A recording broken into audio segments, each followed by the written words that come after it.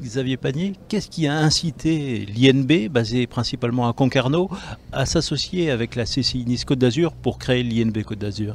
Eh bien, à Concarneau, ça fait 50 ans qu'on fait de la formation en autisme. Nous avons identifié depuis plusieurs années un véritable besoin sur la façade méditerranéenne et particulièrement sur la Côte d'Azur. C'est pratiquement un quart des effectifs de la profession qui sont regroupés sur la façade méditerranéenne. À Concarneau, nous avons toujours eu des stagiaires qui venaient de Méditerranée, mais c'est vrai que sur le plan logistique, surtout que nous avons beaucoup de formations en alternance, faire passer par série de 15 jours les stagiaires chez leurs employeurs en entreprise ici en Méditerranée et revenir à Concarneau pour des séances de 15 jours, c'est pas très aisé. Et puis de toute façon, nos formations, compte tenu de nos structures en Bretagne, étaient saturées. Il y avait un véritable intérêt à ouvrir un centre de formation calqué sur le modèle de Concarneau, ici en façade méditerranéenne. L'INB est la référence absolue en matière de formation au métier du nautisme. J'ai la faiblesse de le croire. Nous sommes le seul centre de formation en France exclusivement dédié au métier du nautisme. Nous avons une histoire très particulière. Nous sommes issus à l'origine de l'école de navigation des Glénans. Le centre nautique des Glénans qui était ouvert à Concarneau il y a maintenant 70 ans et qui s'était doté d'une école des chefs de base pour pouvoir former les futurs encadrants de toutes les bases nautiques d'école de voile de ce centre.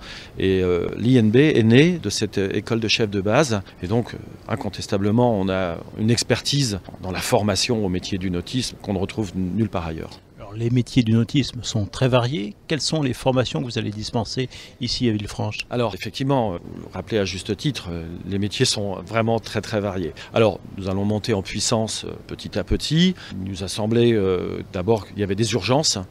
Donc nous avons ouvert à la rentrée de septembre, c'était plutôt octobre, donc un CAP de mécanicien de moteur marin. Nous avons également ouvert une section de CQP d'agents de maintenance nautique. Et puis nous avons un bac pro. Et enfin, nous avons ouvert la première année de notre diplôme qui nous appartient, qui est reconnu au RNCP, qui est le titre de technico-commercial.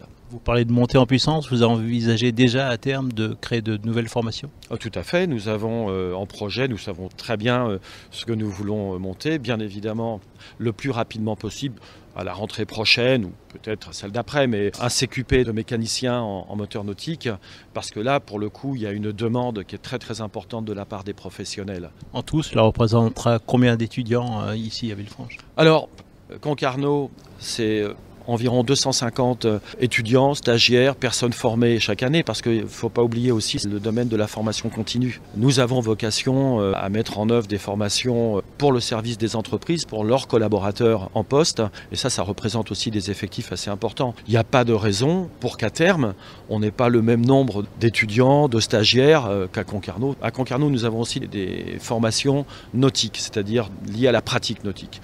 Dans un premier temps, on n'envisage pas ces formations ici, mais avoir 100, 150 stagiaires ici à Villefranche, c'est faisable, bien évidemment, c'est envisageable. Alors vous formez essentiellement des techniciens de réparation et de maintenance, mais vous tenez absolument à ce que ces jeunes puissent naviguer. Absolument. On ne peut pas concevoir, selon nous, que des gens, je dirais, travaillent sur des bateaux, soient en contact avec des clients, sans avoir une bonne pratique de la navigation. Les commerciaux sont nécessairement amenés à accompagner les prospects, leurs clients sur l'eau pour des essais. Il est absolument indispensable qu'ils sachent naviguer.